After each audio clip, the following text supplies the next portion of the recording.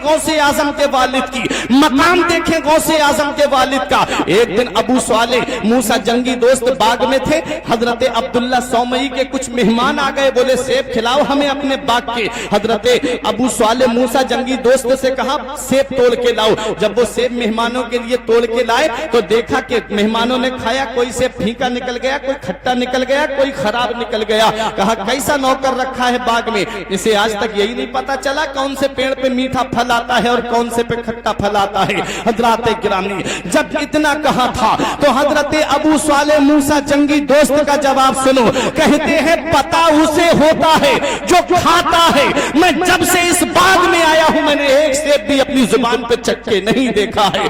उन्होंने कहा मेहमानों ने हम नहीं मानते इसकी बात को, हम नहीं तस्लीम करते इसकी बात को। कैसे मान ले रातों दिन बाग में रहता है और इसने सेब नहीं खाया होगा। तब हजरत अब्दुल्ला सौमई ने कहा सुनो मैं इसका मर्तबा तुम्हें बताता हूं, मैं इस नौजवान की शान तुम्हें बताता हूं। एक दिन आंधी आई, तूफान आया, मैं अपने घर से बाहर निकला, देखूं मेरे से बाग के फल जमीन पे गिरे हैं कि नहीं गिरे हैं। कहते जब मैं बाहर निकला और जब मैं बाग में पहुंचा, आंधी चल रही थी, तूफान चल रहा था, ये नौजवान बाग के बीचों बीच चराग जला करके कुरान की तिलावत कर रहा था। कहते मैंने देखा सबके फल जमीन पे पड़े हुए थे, मेरे बाग का एक फल भी जमीन पे नहीं गिरा था। सुभान अल्लाह, सुभान अल्लाह। ये नौजवान है, ये नौजवान है।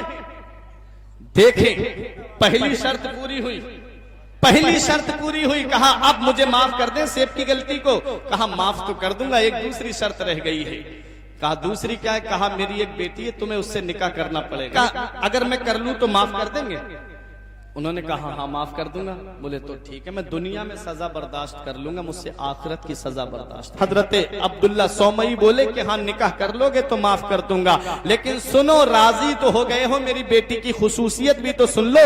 मेरी बेटी के अंदर ये खुसूसियत क्या है, सिफतें क्या है। मेरी बेटी कानों से बहरी है, आंखों से अंधी है और पैरों से लंगड़ी है, हाथों से लुंजी है, जुबान से गुंगी है। कहा उसके साथ निकाह करना पड़ेगा। आज रिश्ता हो जाए, पक्का हो जाए और बेटे को पता चल जाए कि लड़की की आंख में थोड़ा फर्क है तो वो उस रिश्ते से राजी नहीं होता है। और ये गौसे आजम के वालिद हैं, कहते हैं दुनिया में सजा उठा लूंगा लेकिन मैं आखिरत में सजा बर्दाश्त नहीं कर पाऊंगा।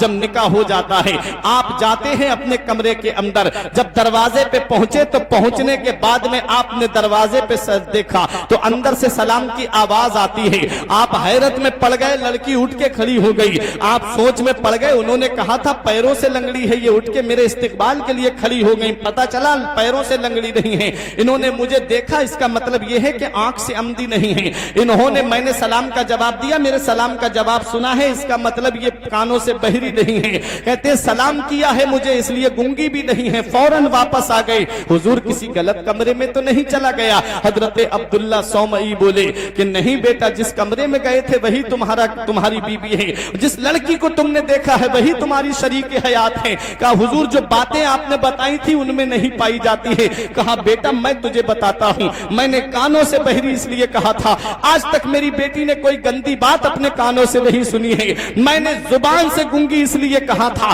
कि आज तक मेरी बेटी ने कभी झूठ नहीं बोला है। मैंने पैरों से लंगड़ी इसलिए कहा था, आज तक अपने बाप की बगैर मर्जी के कदम घर से बाहर नहीं निकाला है। हज़रात बताना मकसद ये है कि जब मां नेक होती है और बाप नेक होता है, जब मां परहेजगार होती है और बाप मुत्तकी होता है, जब बाप आबिद होता है और मां आबिदा होती है, तो ऐसे गुलशन में जो फूल खिलता है उसी फूल को दुनिया कुतुब रब्बानी गौसे आजम के नाम से जानती है।